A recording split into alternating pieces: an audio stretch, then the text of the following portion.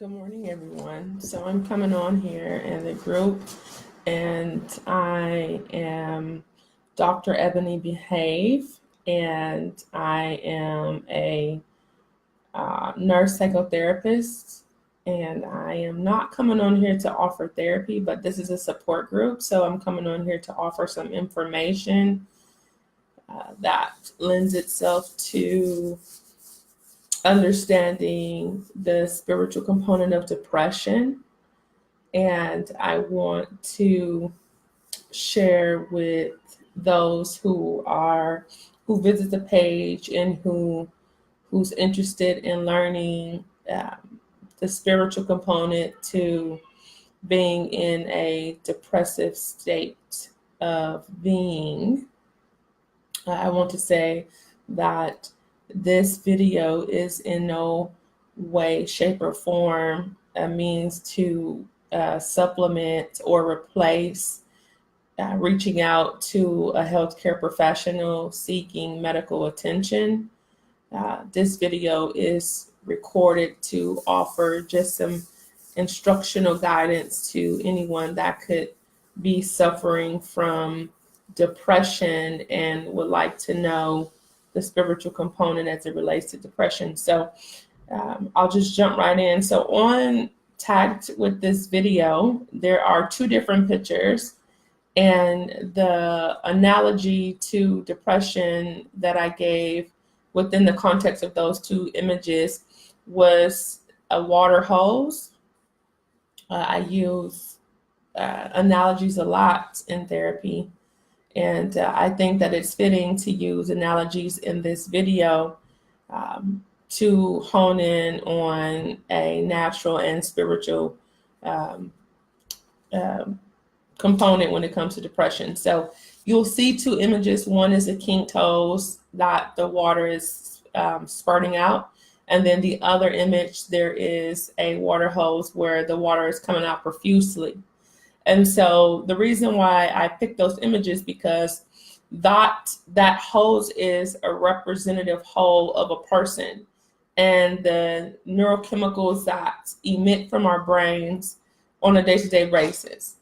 And there are a number of factors that placate into a person receiving a steady stream, a basal stream of neurotransmitters that impact one's mood. And so I want to give some content relevant to depression to exemplify what that holds, who we are as a wholes, and then the chemicals that comes from us that make up our day. Okay. So the literature is suggestive of there being a number of things that cause one to be in a depressive state. And depression is just simply chemical imbalance. And we've coined it depression because it's a conundrum of symptoms that work together, that when we see it clinically, we can say, okay, that person is depressed, okay? And there is criteria that one has to meet in order for them to be considered as depressed. And what we have learned, not just in theory, but in real life, is that depression looks different to different people, because depression, if you think about it cross-culturally, depression looks different because people are different, their cultural influences are different, their genetic makeup is different, their environmental factors are different. And so we just have a real scant conception of what depression is, knowing that it should look like this, but it can look different if you consider a person's culture. Okay. So the biological components. So anyway, there's several theoretical models that really pinpoint what we think depression is from a psychosocial level, from a biological level. And we're not saying that one or the other one is more right versus not. And so I'm on here to give like the spiritual component, because I believe the spiritual component has dominance, has precedence over what we think depression is. theoretically and what we think it is biologically. Okay, so theoretically, they think that Sigmund Freud, he had a number of issues, but he's going down in history, right, to be one of the most profound voices when it comes to psychoanalytics. But he had a string of issues, which is quite funny. But so the psychodynamic theories, and I'm not sure how long this video is going to be. It's not going to be very long, but I just want to offer support here in this group because I think that it's okay to do so here. And if you have any questions that you need help with, please leave me a comment. Not here, not in the video, but you can just message us, and then we can address your question offline, because that's what we've been doing. We've been addressing questions offline because that's more private. When I say offline, like not on live, I'm saying like in a contained space. So like sending a private message. And we have been addressing those private messages and redirecting people to the resources that they need. Okay. So the psychodynamic component concerning depression is that they're saying that when a child is born, a child is neutral, and a child doesn't really have a basis for, environmental cues because they've not been in the world very long. And so the child really takes its cues from its primary caregiver, which is more than likely the mother. But in some cases, we recognize that it's not the mother. So the child who's taking cues from its mother, the social scientist says that the child immediately when it's born, it's experiencing anxiety because it's going from one state of being to another state of being. And now it has to figure out that the demands, the subliminal demands that it had in utero that was synonymous to its needs being met, that no longer works, that the child now has to figure out, how am I going to get my needs met? And so when the child is born into the world, that event is so traumatic because they're going through the birthing process that when the child comes out, social scientist says that the child immediately experiences anxiety. And when the child, because it's shocked, like what's going on? Where am I? And in being shocked, what soothes that child anxiety is that it's placed on its mother, and the mother cradles it, or supposed to cradle it. That soothes its anxiety to say, it's all right. I could cry. I am as here for you on the outside of me as I was for you on the inside of me. Oh, that's so powerful. And when the mother cradles the child, they say that the brain then the neurons in that child's brain starts to move in areas in the brain. So they say that we are made, that God created us to be, we're very complex creatures, but our neuronal development starts, they say, from our occipital lobe, which makes us more sensory motor in the beginning, which validates Freud's claim that a lot of oral learning happens in the beginning stages of life, where we're trying to figure out our world through our senses, more so our mouth. So they say that, our neurons, we start from the back, so we're more sensory, using our vision, parietal lobe, our temporal lobe, our frontal lobe. They said the child doesn't even have the capacity to use its frontal lobe, and so it relies on its primary caregiver for a lot of its development early on in life. So when the mother comes and the mother cradles, we call that skin to skin. When the mother cradles or the father cradles the child, they say that the neuronal activity starts to weave itself, and the neurons start to project further out, trying to reach the parietal. That's so powerful. Where the brain says, I need you to have synaptic abilities across your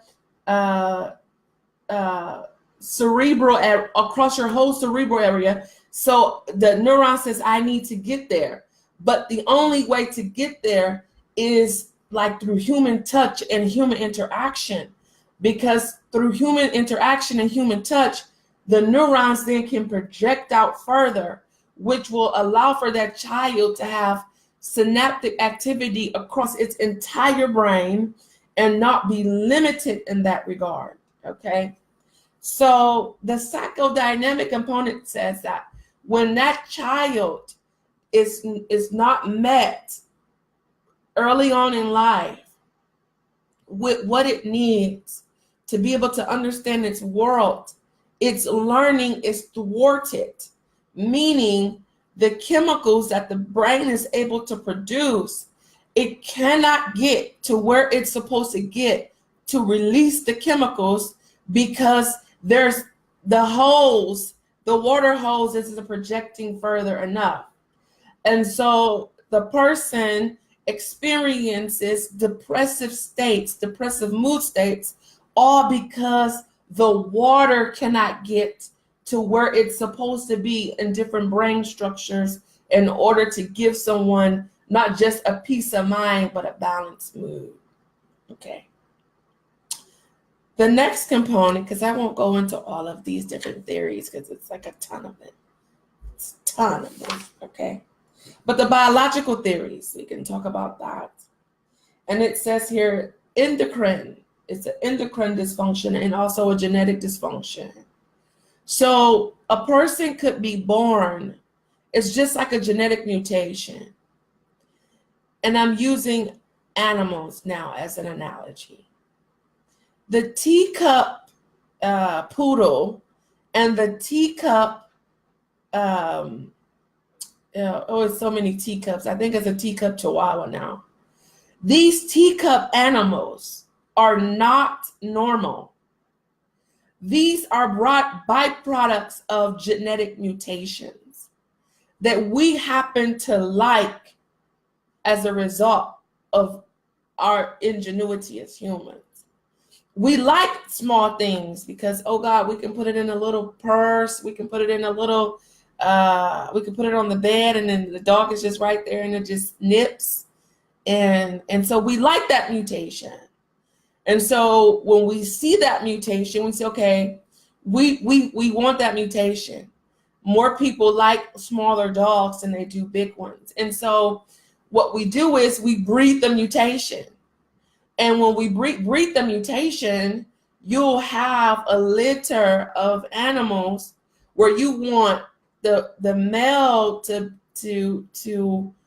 have the mutation for a small body frame, and you want to make the mother who has the mutation for a small body frame, and you just keep manipulating them, their interaction, in order to get a whole litter of puppies with that same mutation.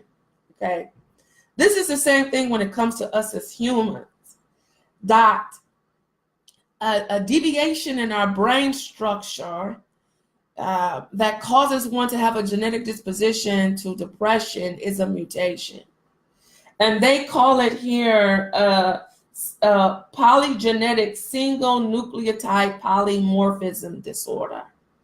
It is when you are born with the inability to either to house or to harness chemicals, and the receptors, you lack them because for whatever reason genetically you don't have as many receptor sites in order for dopamine to furnish or bathe that cell, to bathe that neuron with dopamine. And so, your issue is not that you don't have dopamine in your body, it's just that you don't have enough receptor sites on the neuron in order for dopamine to come into the cell, and in order for it to have a chemical effect that changes, perception, because perception is nothing but chemicals. All these things are nothing but chemicals. And when your chemicals are altered, your perception is altered. And that's how we have patients that have hallucinations and delusions and things like that. And that's because they have genetically, they don't have the receptor sites in order to receive the dopamine in their body. And that's because of genetics. And that's because of a mutation, kind of like what we're talking about when we were mentioning the teacup animal, okay? That two people who both have genetic dispositions for depression, they get together. And as a result of them getting together, their children have such a high risk of having depression. It's just the same way for somebody that has bipolar. You get two people who mate and they like each other, and when they get together, that genetic disposition is so strong that when the child is little, you may not see it, and their environment may be masking it. But then when they get into situation and they get into real life, and they no longer have their family there to cover them, to protect them, that's that neuroprotection there, then mania it comes straight out, and they're so manic, and that's why smoking marijuana is so bad, because you may not know that you have a predisposition to mania until you start smoking weed. And I have a lot of patients that says, man, I was doing fine, and then I started smoking weed, and then I started tripping out. Well, of course, because now you have introduced a chemical to your body that cut on a switch. And when that switch is cut on, it's practically impossible to cut the switch off. That's why smoking marijuana is horrible. And people say, well, it makes me feel better. Well, it makes you feel better until it drives you crazy, because it makes no sense to then smoke marijuana and now you're on mood stabilizers, you're on lithium as a result of smoking cannabis. It doesn't make sense. So, but if you don't know that you have a genetic disposition to bipolar mania, then it's not advantageous to go out and try to find out if you do, because the only way to find out if you do have it is if you have a full-blown manic episode, and you can't get the manic episode to go away, and it's lingering, and now you're in mania, and you've been in mania for 6 months, and now clinically you qualify for a diagnosis. Okay, so endocrine dysfunction is another one, and it talks about endocrine abnormalities, and I'm looking down because I'm reading, and it says neurovegetative symptoms commonly seen in major depressive disorder, sleep disturbance, appetite disturbance, libido disturbance, lethargy, anhedonia, and are all related to functions of the hypothalamus and the pituitary and the hormones that they secrete. What complex species that we are. That in our limbic system, we're housing the hypothalamus and the thalamus. And the literature says that you can have a predisposition to major depression because in your hypothalamus and your thalamus, it is being bombarded. It could be bombarded because of a medical comorbidity, whether it be diabetes, someone that had a heart attack could have a predisposition to depression. Someone that has had cancer can have a predisposition to diabetes. Not diabetes, but depression. And that's all because our bodies are supposed to work in a homeostatic state, that our bodies were created in order for everything to flow. And when there is issue in one area, our body cannot compensate. And so something takes a hit.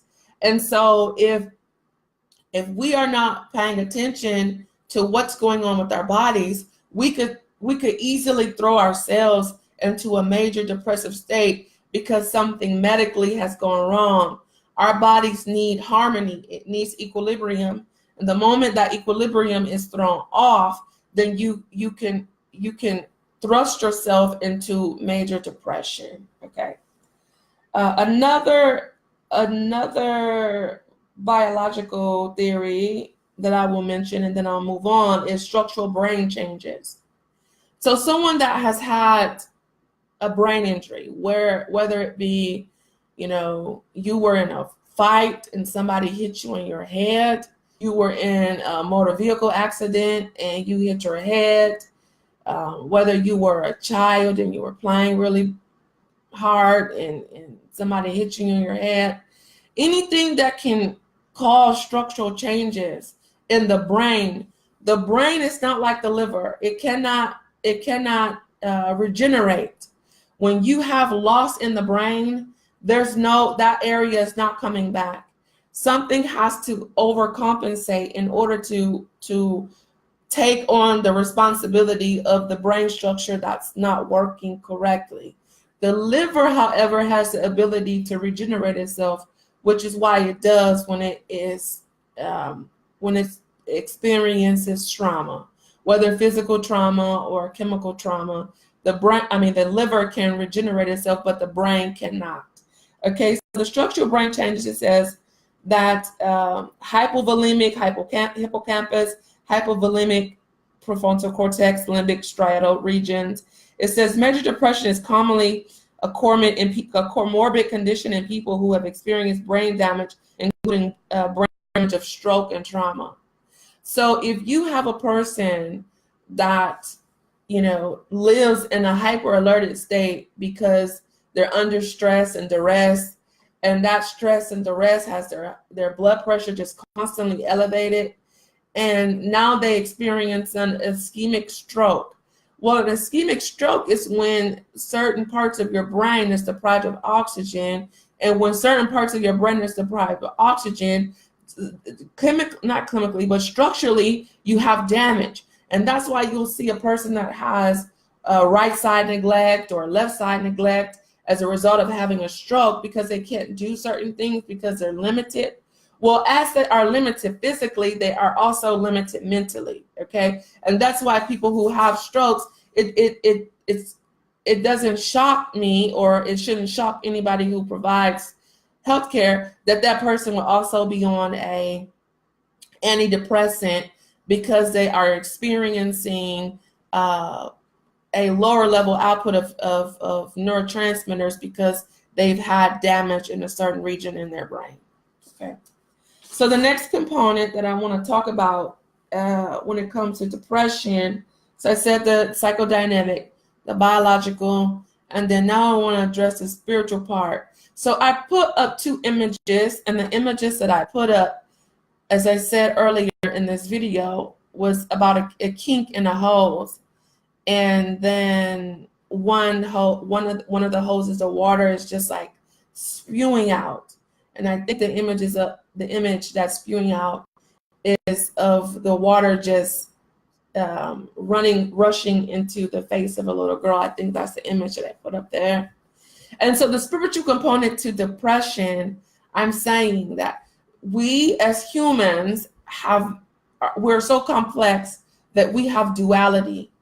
And I posted in a group about our duality, that we have the ability to walk in 2 realms at the same time, and that those realms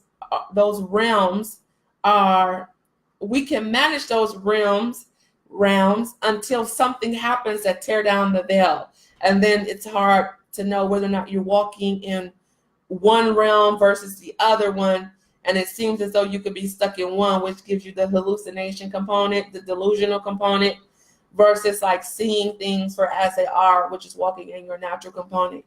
So when I'm talking about the spirituality of depression, I'm talking about the spiritual realm having an ability to cause a kink in the hose that prevents us from being able to have our daily supplement of neurotransmitters that allow for us to live our life and do what we're supposed to do. And that's what I'm also saying that as it relates to walking in purpose. Because what I see and what I've experienced personally is that the moment you go to walk in purpose, it's like chemically you can't get to it. And it's like there shouldn't be anything that's stopping me from doing something that is helpful to me. I don't like the feeling of not being able to do it. I don't like the feeling of not being able to have it. So why can't I do it? And so I'm saying that in the spiritual realm, in which we walk in unknowingly to some people, in the spirit realm, I'm saying that there's a hostage. You're being held hostage spiritually, because I am of the belief that the mind is spirit, and that, we have not been given the spirit of fear, which is different from, right, the neurotransmitters that give us fear because of the limbic system, right? And the amygdala, fear is in the amygdala. And so I'm saying fear can either be a chemical or a spirit, because we walk in two realms. And so if you are endowed with the spirit of fear, that's saying that this spirit is really after the chemical that produces fear, which gives us gross fear in areas that we should not have gross fear in. Meaning, we should not have gross fear when it comes to talking to people. We shouldn't have gross fear when it comes to trying something new. We shouldn't have gross fear when it comes to taking risks, when it's to help us and not hurt us.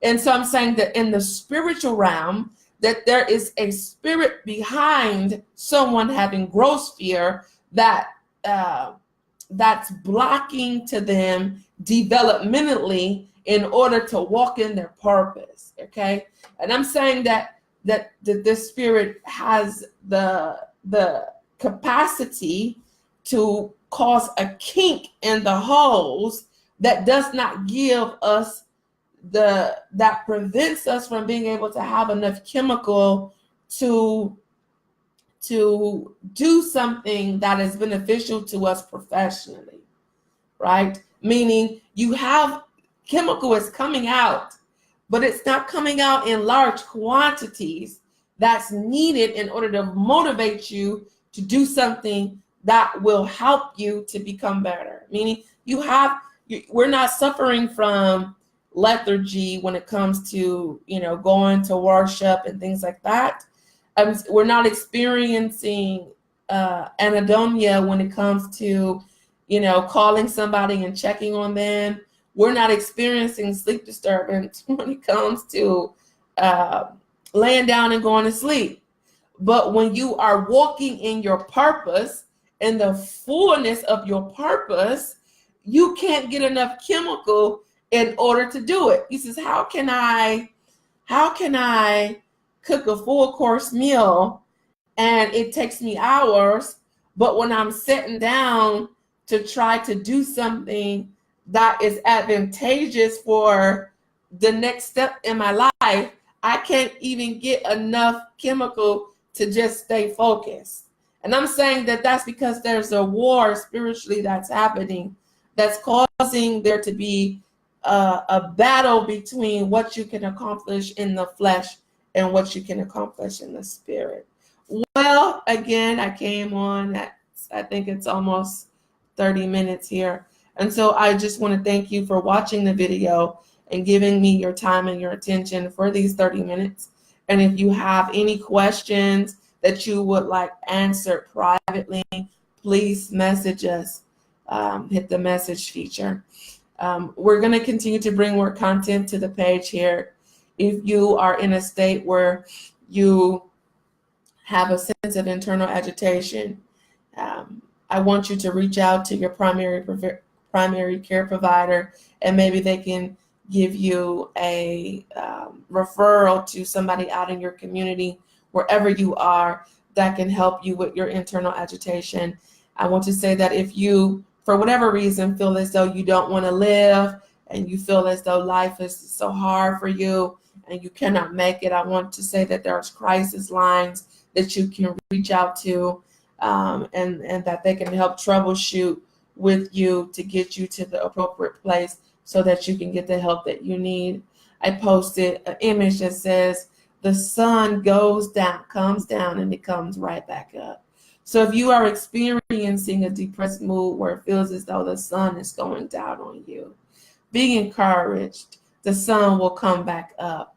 The sun always reaches its highest point at a certain time of the day on each side of the hemisphere. And if you are experiencing a low place because the sun has set on you, give it time, and in the morning, it'll come back up to its highest place. Be encouraged. See you next time. Dr. Behave, and I'm out.